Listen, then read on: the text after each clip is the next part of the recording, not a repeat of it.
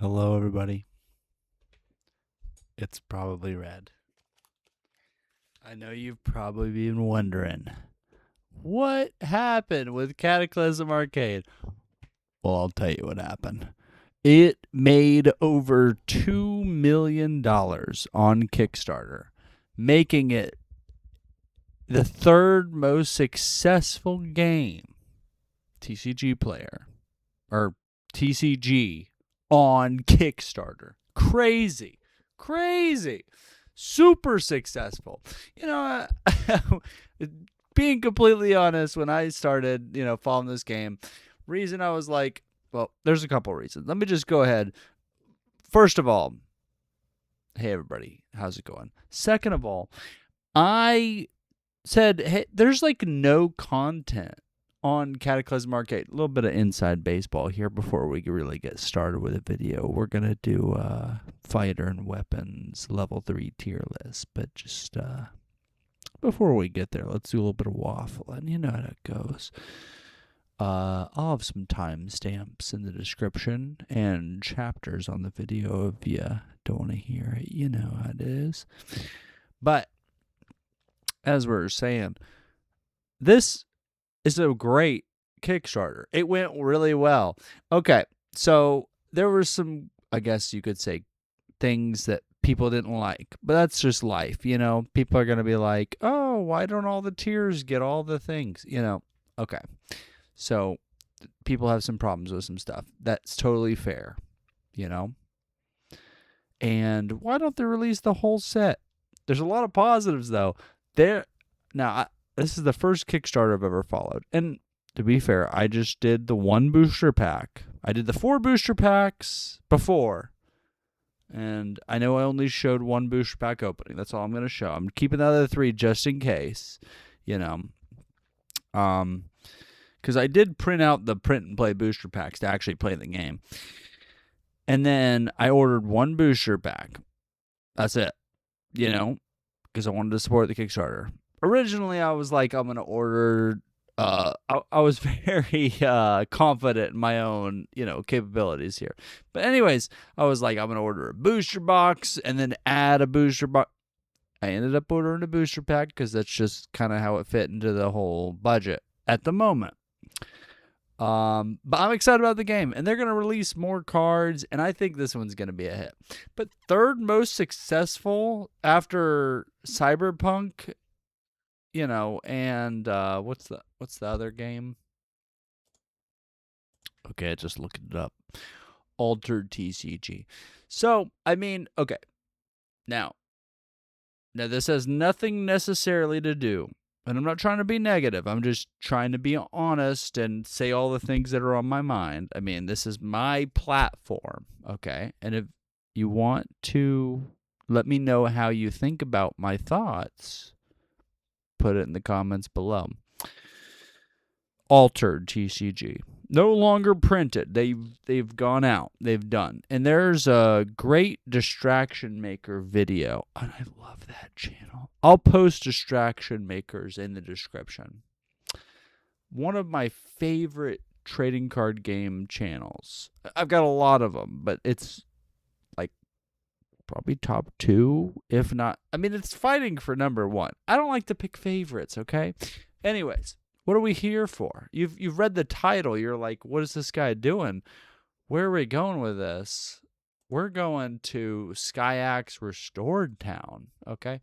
And I don't have these organized, so psych, they're sorted.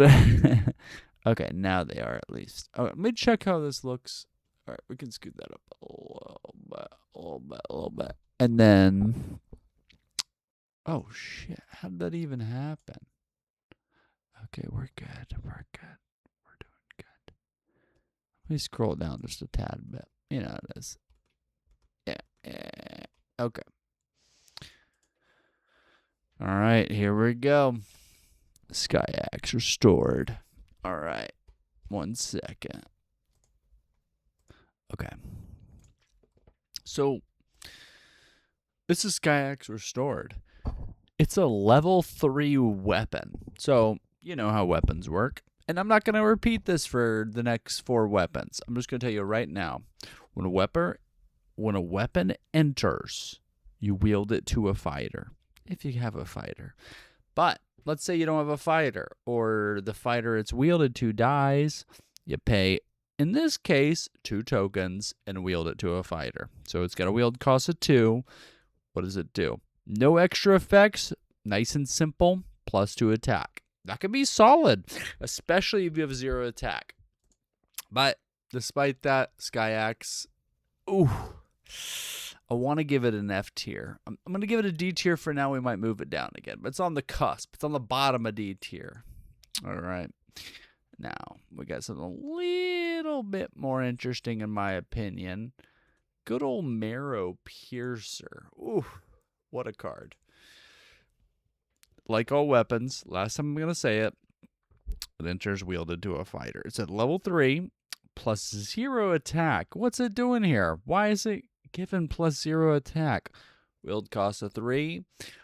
Whenever the wielder deals attack damage, this fighter or your boss heals equal to the attack damage dealt. So basically, if you come from MTG background, it's lifelink. Okay, so that's going to give you a value. If you have cards like Stay Hydrated that are reaching levels of value, this is just going to be consistent, repeatable life gain, keeping your boss's health up and potentially slowing your opponent down to the point where they can't keep up with the value. If they're spending on direct damage, this is going to be your outracing ability.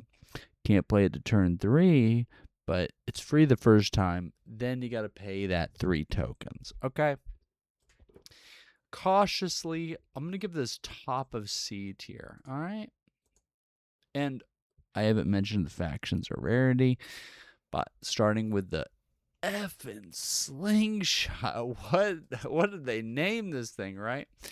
Level 3. This is a Mystic faction common. It's a wield cost of 3, +1 attack, but this is the kicker. Reduce the wielder's attack cost by 1. There is no parentheses after this. There's no minimum of 1. It can straight up reduce your attack to 0. And that's why this is getting an A tier. Okay? A little bit of a +1, kind of expensive, but it comes out early. And that reduction in your attack cost for a weapon, it's hard to beat that. It's hard to beat that. Okay. Now, we know of the Swift Pack and then the Swift Pack 1999, okay? So, the 1999 has some more bells and whistles, but this comes out a little bit earlier, okay? Level 3. Wield cost of 2, +0 attack, but the kicker here is the agility. And being able to tap twice, and it doesn't just say attack twice. If you have a utility unit, like something that can add tokens or something like that, it can be pretty solid. Or just any other ability. It can be really solid to have the Swift Pack. Defend twice. I mean, very nice utility piece. I'm going to put it, I said top of C for the good old lifesteal. Swift Pack's beating it. And the last weapon we've got today is the good old Data Spike. Level 3 again. It's all level 3 today. This is a wield cost of 2 with +X attack. So how do we determine X? +1 attack for each charge counter on Data Spike. We're reading a little bit of backwards. It enters with the first Data Spike. So wield cost 2 +1 minimum. But when the wielder dies, put a charge counter on Data Spike, which is another +1 attack counter. So, pretty interesting card. You want stuff that just, this is a complicated card, honestly. It's kind of confusing to me. So, it gets better the more stuff that's wielded as dies. You want defenders, you want enforcers, that sort of thing. You want your stuff to get hit just to boost your data spike, because it doesn't raise the cost of the attack. It just raises the damage, which this can get out of hand. But it's a little bit build aroundy. I gotta be honest, I'm gonna put it right here in between the jetpack, because that agility is solid. We know what agility can do. It can get out of hand. The wield cost 2 is nice, but it's kind of slow.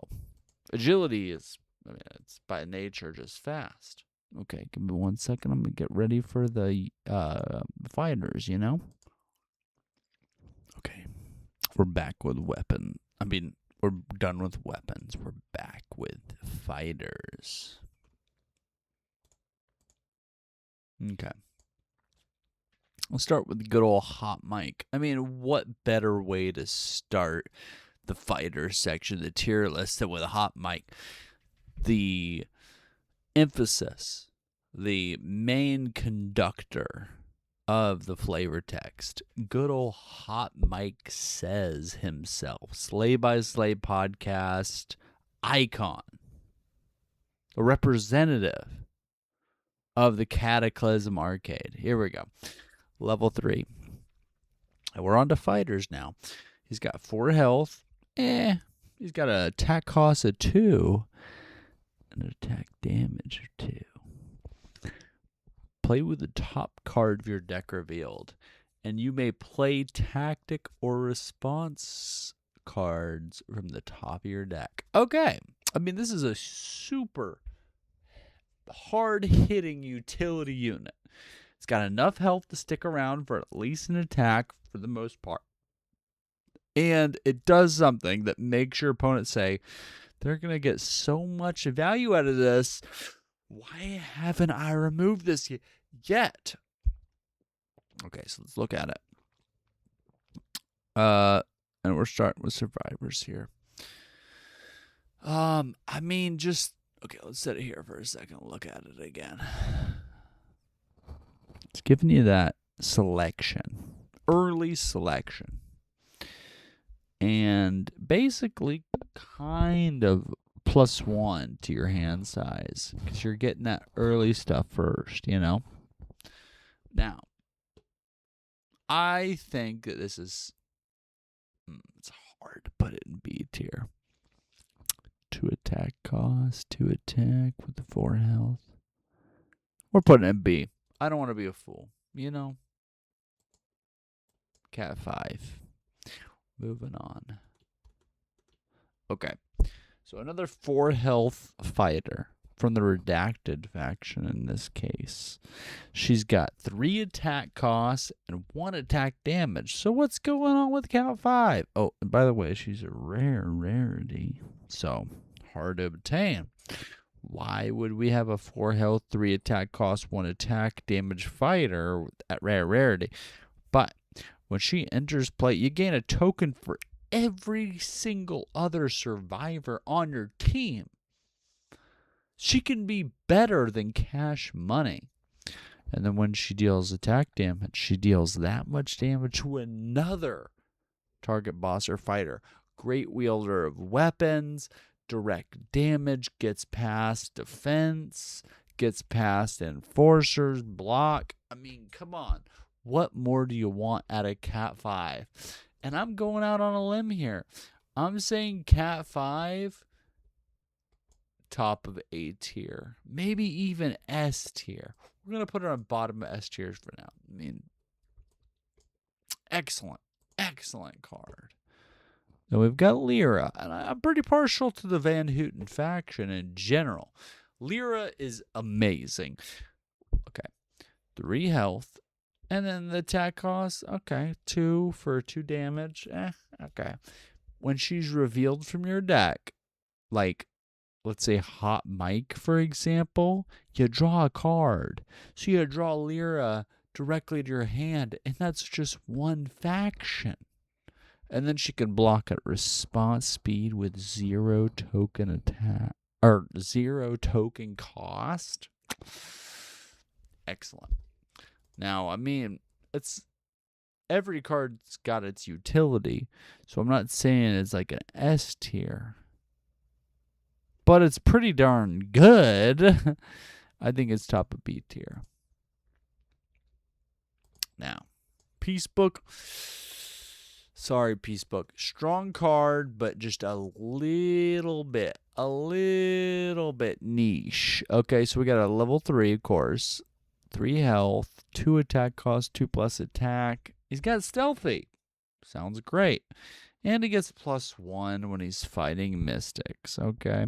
So he preserves himself, but the ratio is not very good. It's a little bit better when it's fighting mystics. You know, Peace Book's cool, but I don't think he's got what it takes to be anything more than low C. Maybe like right here. Yeah. Sorry, Peace Book. Amazing artwork, by the way, though. All right, so we got Mr. Trouble here, the Forerunner, also from the Redacted faction. Peace Book wasn't. He was an artist. But 4 health, that's fine. About as good as we can expect from this, this level of unit here. It's actually like the highest you can get, honestly, at level 3, except for Apex. But that's not released yet. That's not what we're doing. 2 attack costs for 2 attack. But attack costs and activated abilities of all other bosses and fighters cost an additional token more to activate. Holy mac, this is a really, really big difference for 0 costs. They're like getting off scot-free. They're playing all their, their reactions and their tactics as much as they want. Drawing cards, playing cards, and then suddenly there's strat. Their 0 cost strat becomes a 1 cost strat, and that just doesn't hit the same. So I think Trouble, Forerunner, and then additionally, when he defeats a fighter, you gain 2 tokens. So, I mean, come on now. He's giving you the tokens back. You need to counteract this cost that you're incurring. I'm giving him bottom of B tier. Amazing. Interesting. Kind of, like, definitely feels like if you were thinking Magic, kind of like white card, Death and Taxes kind of card. Okay. So, let's get on to the next card. We've got, okay. Hold up. We've got, wait a second. Yeah. We've got Trouble, Forerunner. From the Redacted sub-faction. It's a survivor. And now we're still on fighter, so this is a fighter. They have 2 attack cost for 2 damage, and attack costs and activated abilities of all other bosses and fighters cost 1 token more to activate.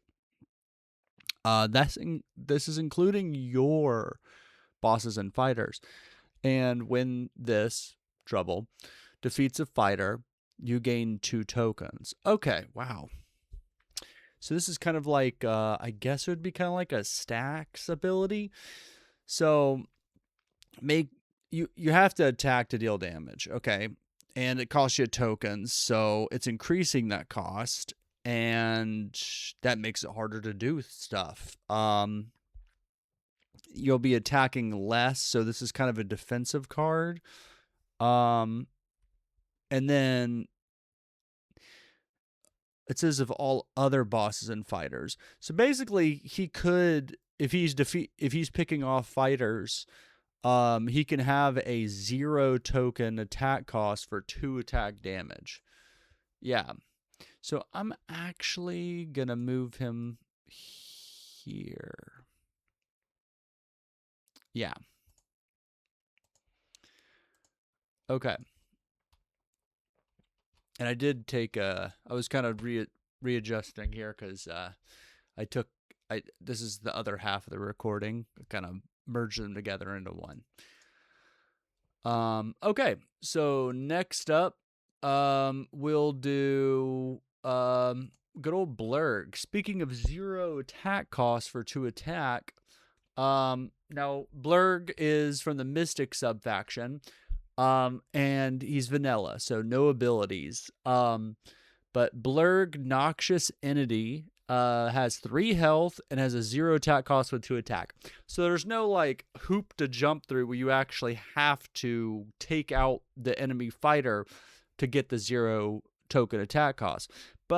And I mean, I guess in addition, you also don't have that stacks effect on all your other stuff if we're directly comparing it to Trouble. So honestly, and this card is super popular. I mean, how strong is it though? Honestly, it's gotta be at least top of C tier. I might be being too generous. Maybe like if I went B tier, I'm gonna put him in C tier. It would be kind of funny if, ironically, it was much better than C tier, and I'm just wrong. Because I like Blurg. I want Blurg to, have a high tier.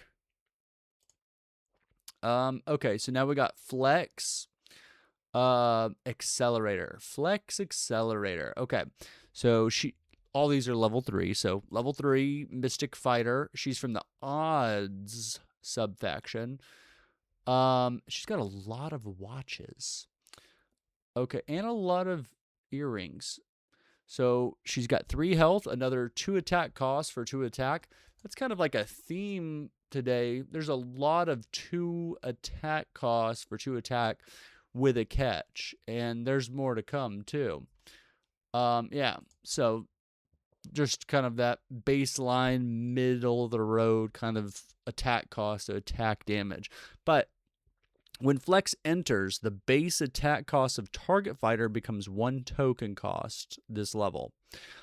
And then also she's got 1 token and tap to make the base attack cost of target boss or fighter become 1 token cost this level.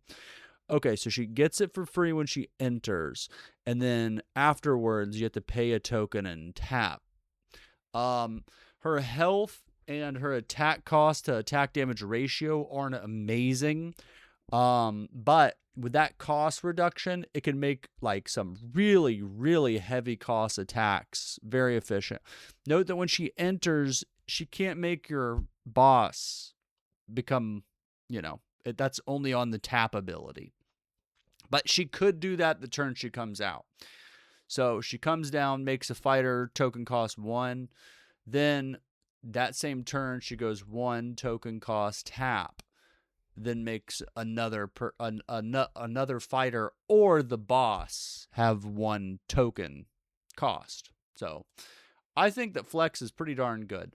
I think, and of course, at this point, I'm thinking cost reduction, token efficiency, all these things are really great. I want to put her right here. Yeah, that's what we're going to go with. She might be even better than that. She might, honestly, okay, we'll put her at the top of A tier or bottom of S. She's like A+, I would say. Okay. Now let's check out Rika First Novice. Okay. Level 3 with 2 health. They've got 0 attack cost and 1 attack damage. She's from the Boom subfaction. Yeah, this art is awesome. I totally agree with Brian David Marshall. He said it's one, if not his favorite art. Go check out the Slay by Slay podcast where the actual creator of the game, has a podcast about the game. It's pretty amazing. Anyways, back to the card. Armor 1, so prevent the first 1 damage at each level that would be dealt to this. Okay, so a little bit of cost reduction to help out on that 2 health. And if your opponent keeps pinging, like turn after turn, not in one turn, but turn after turn, it kind of get you some value. Or if you can otherwise bolster the health of Rika or something. But also she can block in response, so you can make sure to get use, or the best use you want to, out of her armor. So very like kind of tricky card. I really like it. I think it's like very strategic and interesting. Yeah. I think that right about there. A tier. Okay. Now we've got the Shaman of Eternity. Man, the eyes in the art, crazy. Amazing. Okay, sorry, I had to take a sip of my drink. So Mystic, the Boom. So it looks like, okay, I know I talk about the art, like I've already talked about this art, but it's cool that he's got Monsoor Mayhem like voodoo spelled, where he has created a rebar and dropped it. Like this looks like a display of that happening, but I'm assuming it's like voodoo where he's doing it elsewhere. It's happening like from long range. Anyways, it's really cool, interesting artwork. Or he's grown to immense size, but that might be kind of dangerous in a sewer to have that power. But when you, so 3 health, 2 attack, cost 2 attack. When you place 1 or more +1 attack counters on a boss or fighter on your team, draw a card. This really holds together the +1 attack counter synergy deck. Plus, and like Phantasmal for that matter, because also instead of 1 token, this has pay 2 tokens, and Shaman of Eternity goes Phantasmal. So only if they're not Phantasmal, put a +1 attack counter on him, and he becomes Phantasmal. Okay, yeah, so it gives you the synergy there. So you get to draw that card by paying 2 tokens. This is just an amazing card. Very build-aroundy, but we don't have a subsection for build-around on this, so we just kind of rate it based on how we establish the tiers, which I just realized we didn't do. I always forget to do that. Okay, so I know I've got the 1 second. Okay, it's fine. I'll have to find my index card at some other juncture. But until I do, let's go ahead and we'll just reestablish our tiers. Okay, I was still kind of double checking. All right, so S tier, it's phenomenal, must include or auto include, super good. If you can put it in a strategy, it needs to go in that strategy. And then A tier is like it's competitive and format like defining. B tier is it goes into competitive decks and functions. C tier is it's fine. There might be 1 deck that runs it. D tier is it's okay. It's just not really something that you would run. And then F tier is the absolute garbage.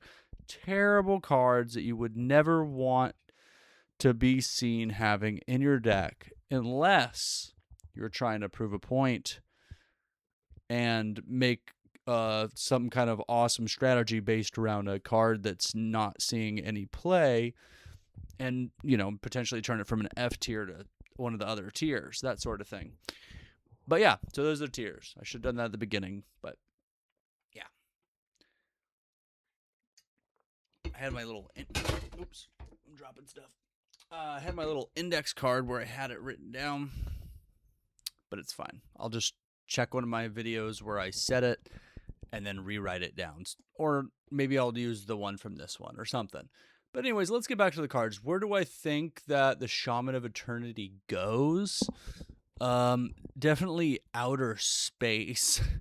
But realistically, I think that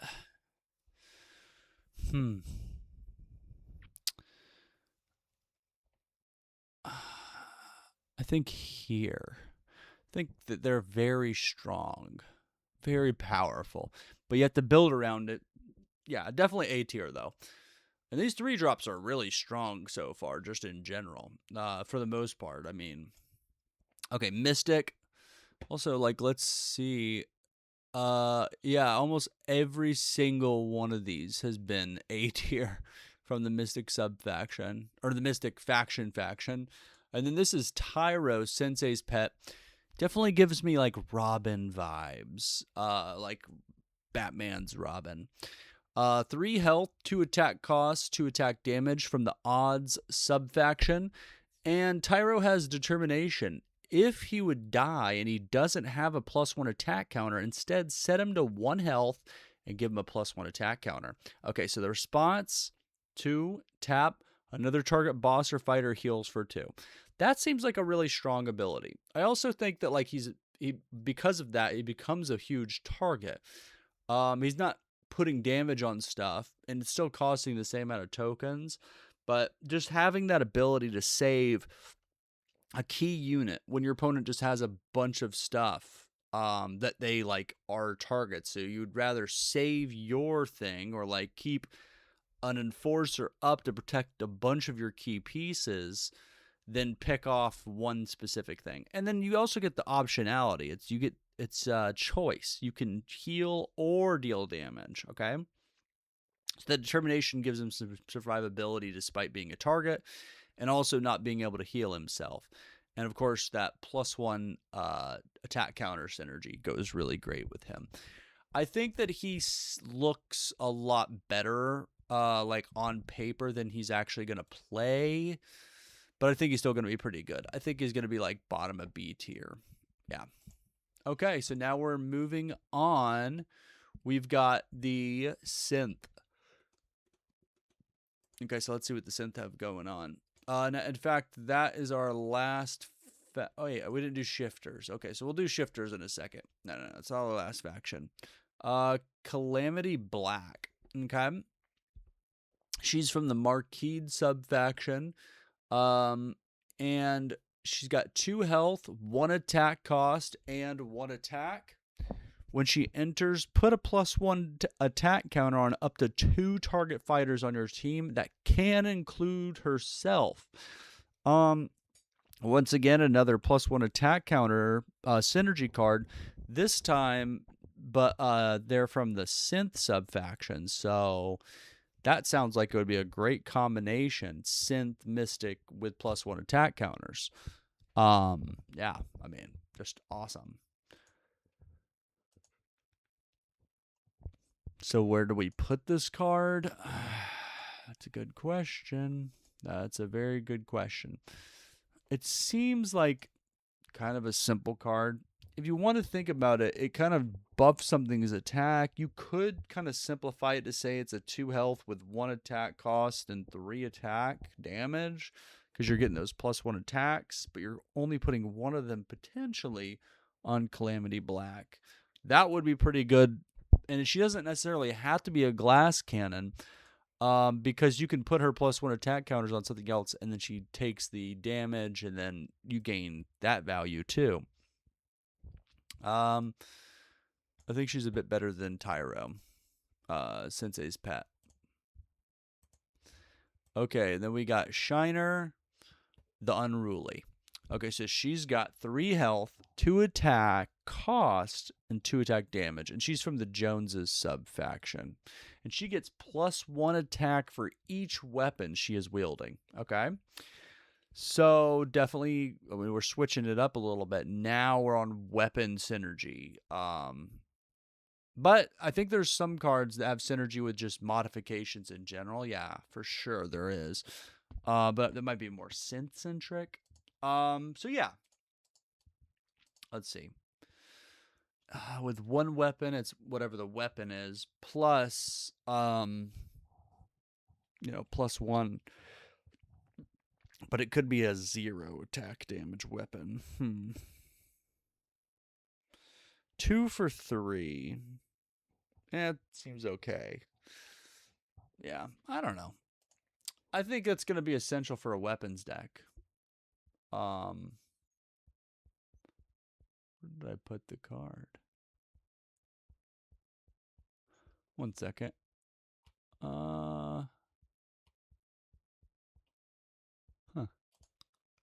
Okay, that's fixed. And I think in the weapons deck, I mean, she doesn't have anything like specifically special going for her. So it's like pseudo vanilla, but with the ability to just have tons of weapons out. You're also theoretically, especially with a lower card count, getting all of these weapons on the board. And this is better if you're drawing cards for your weapons.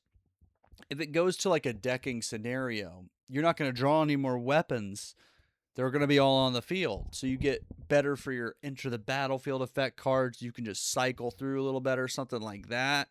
But that might be like kind of the long game. I don't know. Just having tons of weapons out makes her just destroy anything. Gives you kind of like that, that ceiling. Baseline though, just not super good. I still think she's probably better than Tyro. Actually, I think like right here. Yeah. And then let's see. Our last synth here, we've got good old Blue Gelati. All right. So level 4 with 1 attack cost, 1 attack damage from the Endling subfaction.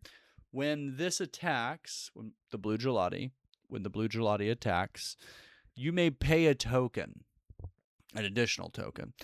If you do, choose a weapon in play, and he gets plus X attack equal to the attack value of that weapon.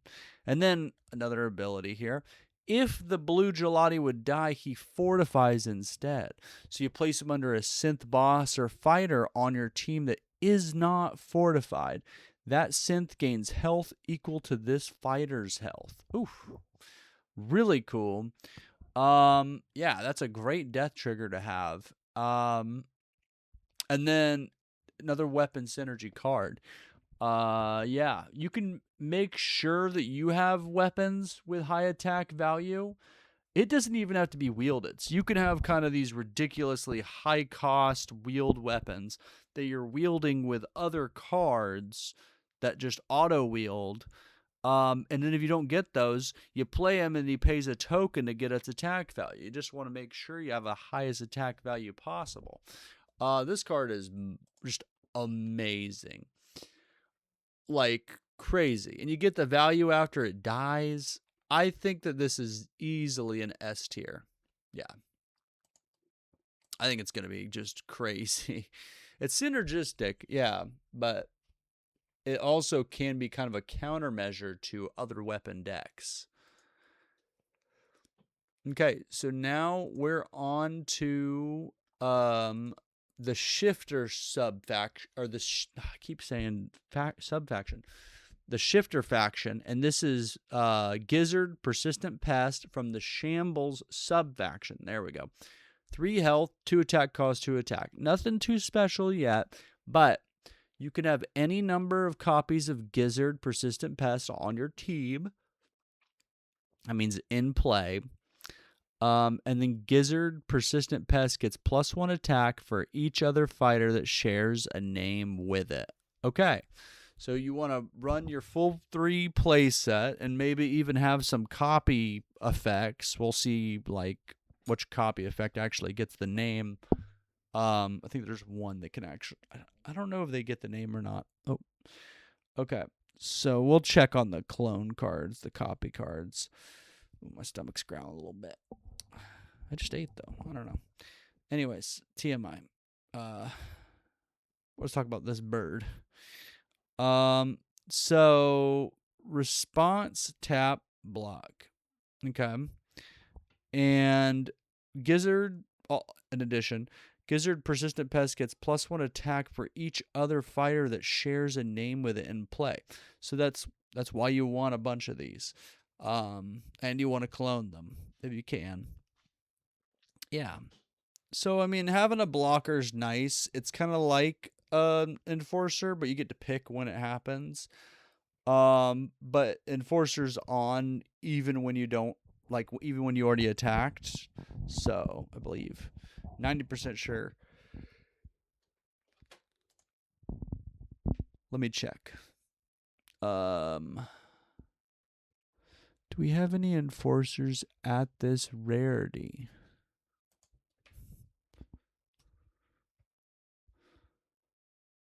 Huh. I don't think we do. 1 second. Let me go ahead and pause it while I look this. Okay, found one.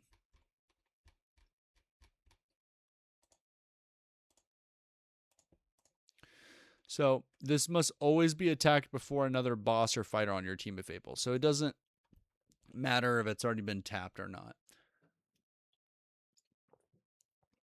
You could just always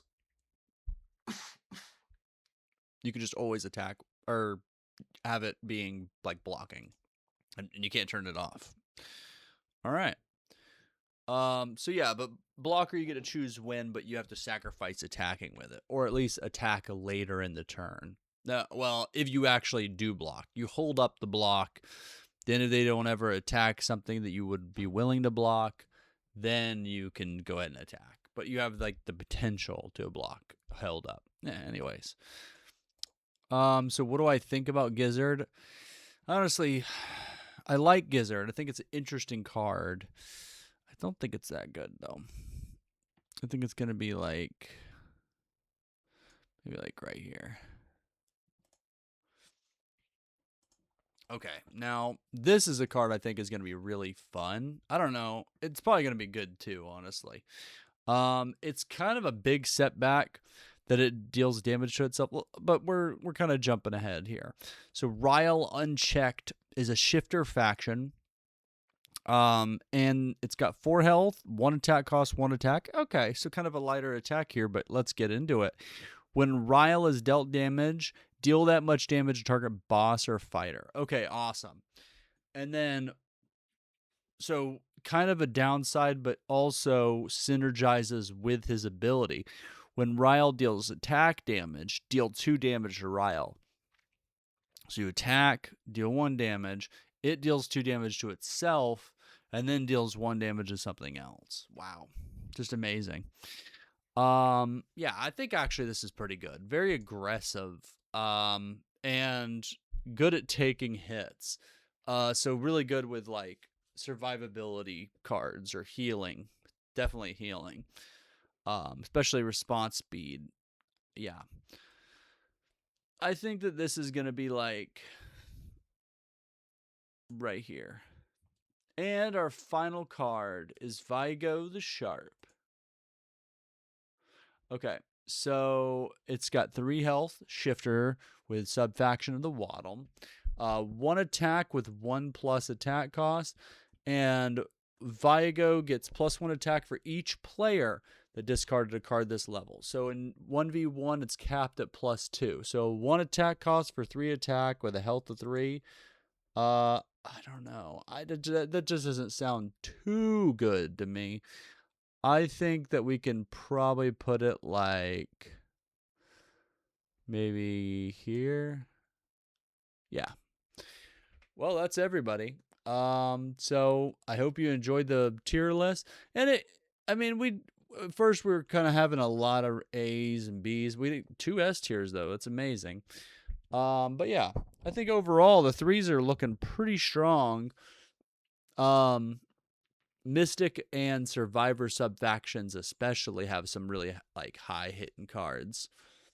Well, if you enjoyed, go ahead and click like and subscribe. I enjoyed myself. It was great talking about some Cataclysm Arcade cards and doing a tier list. So, well, have a good one and talk to you soon. Bye.